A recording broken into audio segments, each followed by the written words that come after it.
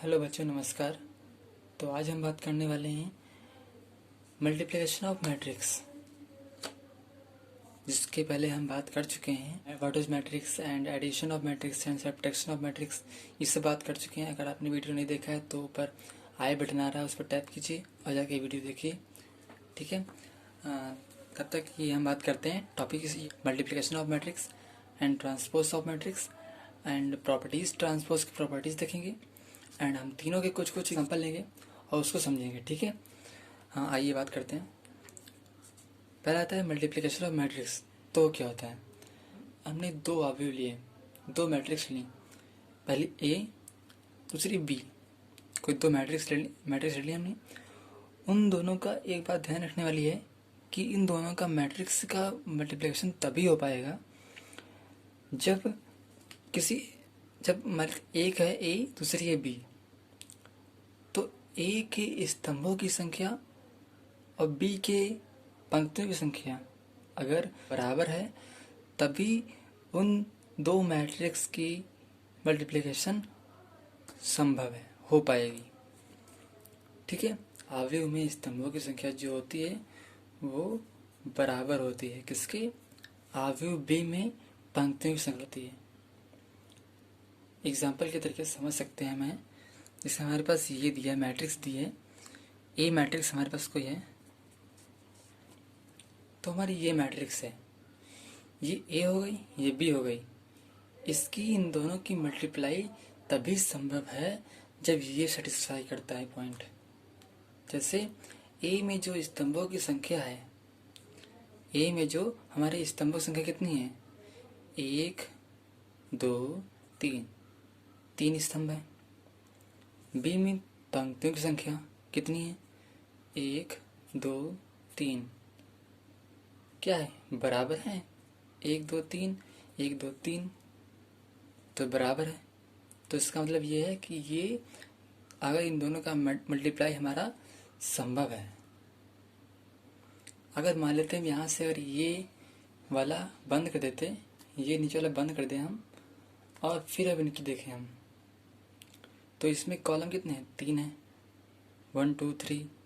लेकिन इसमें हमारे 1 2 केवल 2 रो हैं। तो क्या संभव है, नहीं। तब हम इसकी मल्टीप्लाई नहीं कर सकते। क्यों? क्योंकि ये हमारा जो पहला पॉइंट है ये हमारा सेटिस्फाई नहीं कर रहा है। जो हमारा ए में स्तंभों की संख्या यानी ए में कॉलम की संख्या और बी में पंक्तियों की संख्या यानी बी में रो की संख्या अगर बराबर नहीं है तो ये हमारा मल्टीप्लाई नहीं हो पाएगा। ठीक है, इतना समझ गए। चलो अब अगला पॉइंट है,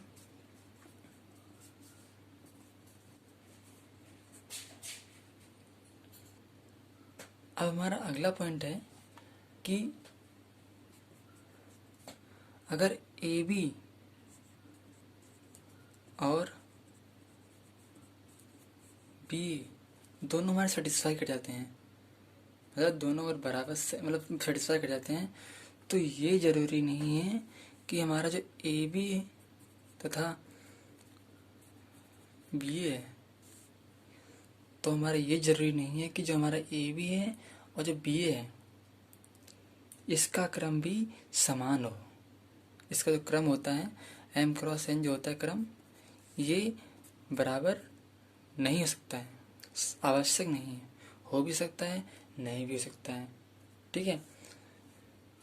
अगला पॉइंट है, अगर कोई 3 मैट्रिक्स दी हैं ए बी और सी, तो अगर ए बी की मल्टीप्लाई पहले करेंगे फिर उस ए बी की मल्टीप्लाई अगर सी से करेंगे तो इसके बराबर आएगी, किसके, बी सी की मल्टीप्लाई करेंगे फिर बी सी की अगर ए से कर देंगे तो उसकी मल्टीप्लाई इसकी मल्टीप्लाई सेम आएगी, बराबर आएगी।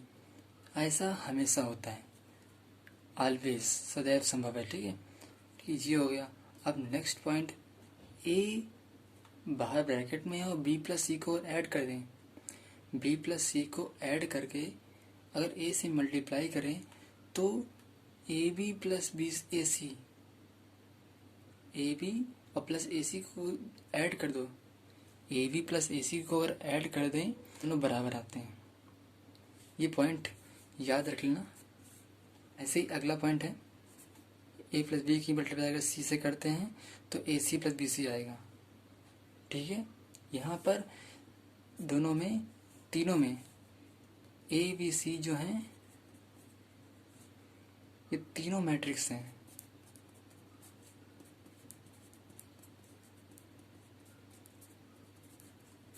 एक इस पर क्वेश्चन ले लेते हैं, फिर अगले हम टॉपिक बढ़ते हैं, ट्रांसपोज ऑफ मैट्रिक्स। ठीक है, तो इस पर एक क्वेश्चन लेते हैं। तो क्वेश्चन हमारा ये रहेगा,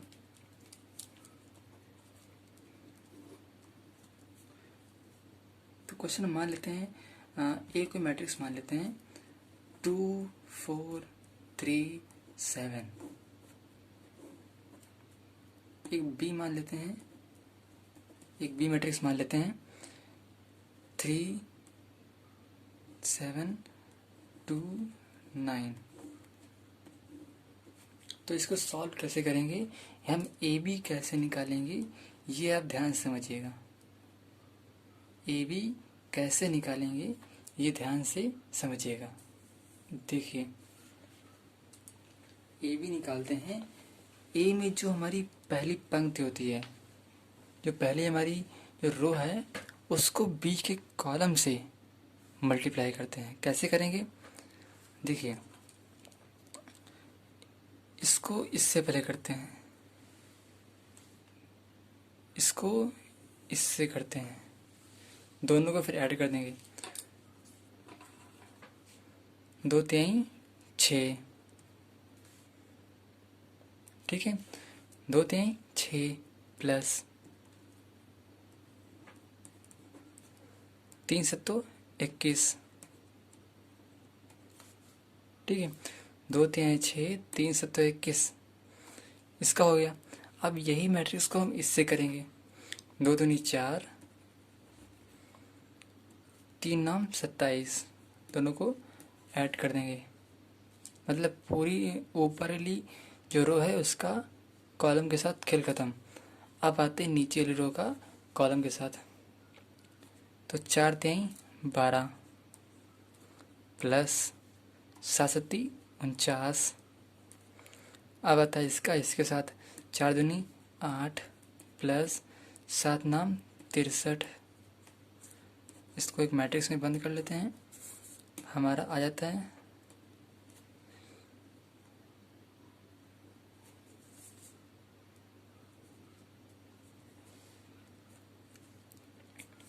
21 से 27, 12 12 49 61, 27 4 31, 63 8 71। ठीक है, तो ये हमारी एक मैट्रिक्स बन गई। तो ये की मैट्रिक्स कौन सी है, ये मैट्रिक्स है ए बी। ठीक है, तो अब हमारे ये संभव नहीं है कि जो हमारा बी ए भी आएगा वो यही मैट्रिक्स आएगी। अब तो बी ए हम चेक कर लेते हैं बी ए क्या आएगा। तो अब हम निकालते हैं बी ए मैट्रिक्स। तो बी ए मैट्रिक्स क्या होती है, तो ऐसे ही पहली हम रो का एक एक कॉलम से मल्टीप्लाई एडिंग करेंगे। तो मल्टीप्लाई करते हैं, 3 दूना 6 प्लस 2 चौके 8। फिर पहली रो का दूसरे कॉलम से 3 3 9, 2 7 14। फिर इसका उठा के इससे करते हैं, 7 दूनी 14, 9 चौको 36, 7 3 21 63। फिर जो हमारी मैट्रिक्स बनेगी तो मैट्रिक्स क्या होगी, 8 6 14, फिर 14 36 50। ठीक है, अब 14 9 23, 21 63 84। ठीक है, तो ये हमारी एक मैट्रिक्स बन गई। ठीक है, कंफर्म। तो ये हमारी क्या बन गई, कौन सी मैट्रिक्स बन गई, बी और ए। ठीक है, तो आप चेक कर सकते हैं ए बी क्या आई थी, ए बी हमारी 27 से 31 से 61 71, और बी ए क्या आई है 14 50 30 84। मतलब क्या है, ए बी जो है वो बी ए के बराबर नहीं है। ठीक है, कंफर्म। अब बढ़ते आगे, ट्रांसपोज ऑफ मैट्रिक्स। हम कोई मैट्रिक्स लेते हैं, कोई भी हम मैट्रिक्स लेते हैं, जैसे हमने मान लिया ए मैट्रिक्स लेते हैं, ये हमारी हो गई मैट्रिक्स। तो ट्रांसपोज क्या होता है, ट्रांसपोज का जो निशान होता है, जो हमारा साइन होता है ट्रांसपोज का, वो ए की पावर टी होता है, ए की पावर डैश होता है। ठीक है, तो हम यहाँ पर इसका ट्रांसपोज निकालते हैं। तो हमारा ट्रांसपोज में ये होता है कि जो रो होती हैं वो कॉलम बन जाती हैं, जो कॉलम होते हैं वो रो बन जाते हैं। सिंपल। ठीक है, जैसे हमारी ये रो, ये क्या है कॉलम है, तो ये हमारा रो में आ जाएगा जैसे, और जो ये हमारी रो है ये कॉलम में आ जाएगी। अभी देखिए 147 ये लिखा है, तो उसे 147 रो में लिख दिया। 258 एक कॉलम में लिखा है, तो 258 इसे रो में लिख दिया। अब 369 एक कॉलम में लिखा है, इसे हमने रो में कर दिया 369। तो ये हमारा ट्रांसपोज हो गया, सिंपल। ठीक है, बाकी तीसरा अब क्या था, तीसरा हमारा था प्रॉपर्टीज। ट्रांसपोज की प्रॉपर्टीज क्या क्या होती हैं। तो ट्रांसपोज की प्रॉपर्टीज होती हैं, पहली प्रॉपर्टीज, पहली हमारी होती है अगर ए डैश है, ए डैश है, अगर उसका हम ए डैश निकालते हैं, ए डैश यानी ट्रांसपोज, किसी मैट्रिक्स ए का ट्रांसपोज है, उसका भी अगर हम ट्रांसपोज अगर निकालते हैं तो हमारा ए आ जाता है। तो हमारा क्या आ जाता है, ए ही आ जाता है। दूसरी प्रॉपर्टीज है हमारी,